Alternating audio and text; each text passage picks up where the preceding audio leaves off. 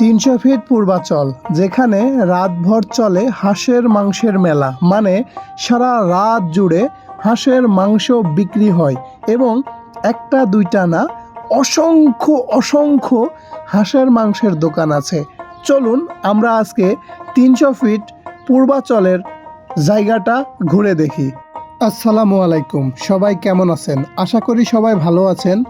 আজকে আপনাদের মাঝে চমৎকার একটি ভিডিও নিয়ে চলে আসলাম। আজকের ভিডিওটি হচ্ছে ঢাকা বিভাগের 300 ফিট পূর্বাচল, যেটা সামনে হতে যাচ্ছে আধুনিক ঢাকা। সেই আধুনিক ঢাকার পূর্বাচলের 300 ফিট, যেখানে হাঁসের মাংস বিক্রি হয় সারা রাত ব্যাপী।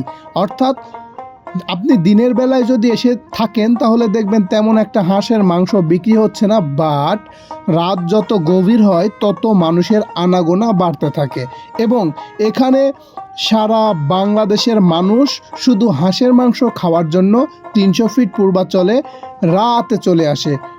এই 300 ফিট পূর্বাচলের যে হাঁসের মাংসের মেলা, এখানে প্রায় নিয়ার অ্যাবাউট 500 প্লাস হাঁসের মাংসের দোকান আছে।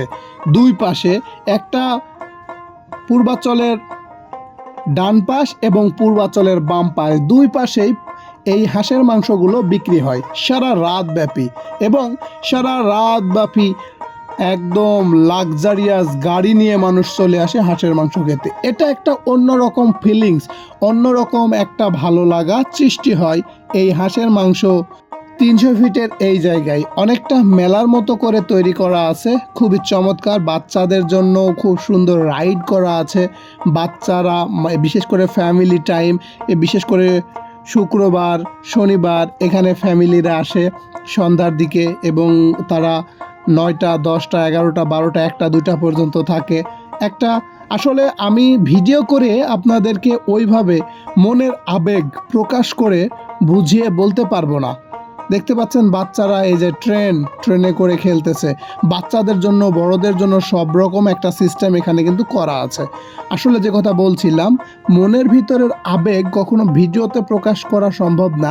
যদি আপনি সত্যিকারের রিয়েল টাচ নিতে চান, রিয়েল ফিলিংস নিতে চান, রিয়েল এই 300 ফিটের একটা ফিল, একটা স্পর্শ নিতে চান, তাহলে আসতে পারেন। দেখছেন রাস্তার দুই ধারে শুধু শুধু শুধু হাঁসের মাংসের দোকান, হাঁসের মাংসের দোকান, হাঁসের মাংসের দোকান।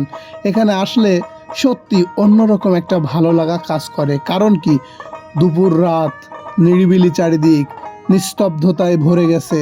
তার ভিতরে আপনি সিটা রুটি, চিতই পিঠা এবং হাঁসের মাংস খাইতেছেন। ধন্যবাদ সকলকে, ভালো লাগলে শেয়ার দিবেন।